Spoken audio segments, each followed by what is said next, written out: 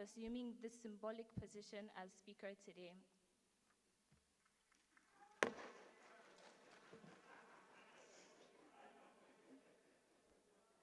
Without wasting much time, I call for the first motion of the day to be moved by Honorable Kafilat Ogbara, Chairman, House Committee on Women Affairs and Social Development. Koshofe Federal Constituency. I am from Lagos State, the Center of Excellence. I rise this morning to move this motion in commemoration of the 2024 International Day of the Girl Child. The House notes that 11th of October globally, the world celebrates International Day of the Girl Child. This year's theme is Girls, Vision for the Future. The House also notes that International Day of the Girl Child is a day adopted by the United Nations to remind young girls of their uniqueness, strength, and prowess. It is a day set aside to address issues such as early or child marriage, violence against girls, rape, child molestation, education deprivation, nutrition, legal rights, and all other issues faced by girls, and to support more opportunities for girls and increase awareness for gender inequality. More than 1.1 billion girls are poised to take on the future. Every day, girls are breaking boundaries and barriers, tackling issues posed by stereotypes and exclusion, including those directed at children with disabilities and those living in marginalized communities. The protection of the girl child is crucial for sustaining the continuity of mankind as they grow into women and mothers who not only shape the future generation, but the trajectory of nations.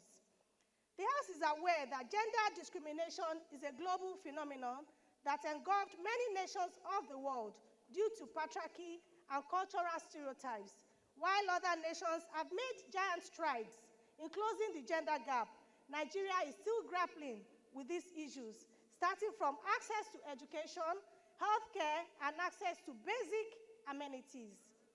Despite Nigeria being a signatory to the Convention of All Forms of Discrimination Against Women, CEDAW, Convention on Child's Rights, and many others, like harmful practices like the female genital mutilation, is still being practiced in some parts of the country, which is a direct violation of human rights of women and, of course, the girls.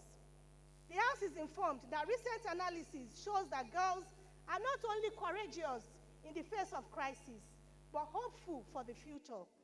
According to the World Health Organization, children growing into adolescence, especially between the ages of 10 to 19, have limited knowledge about the natural processes of puberty, sexual health, pregnancy, or reproduction.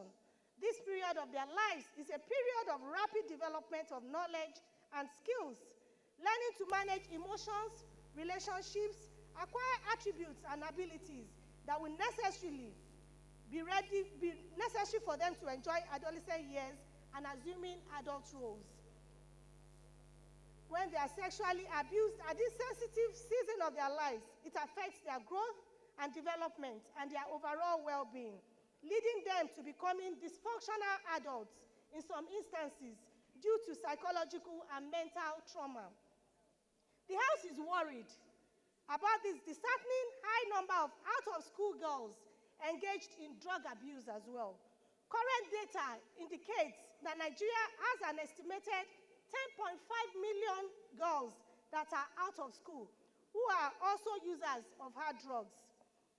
The House is worried that the presence of such a vast number of uneducated youth not only jeopardizes their future, but also poses a threat to the nation's security and socioeconomic stability. If deliberate efforts are not taken to address the challenges and be intentional to protect the girl child, the country will be at risk of raising dysfunctional mothers who are meant to protect the home, society, and the future. The prayers.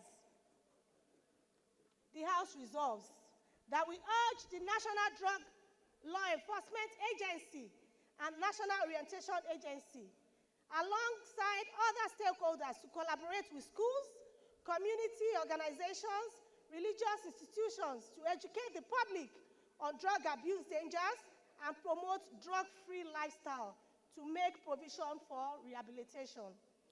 And also urge the Federal Ministry of Education to devise practical ways, such as implementing mobile education, the units or community outreach programs to curb out-of-school girls across the 36 states of the Federation.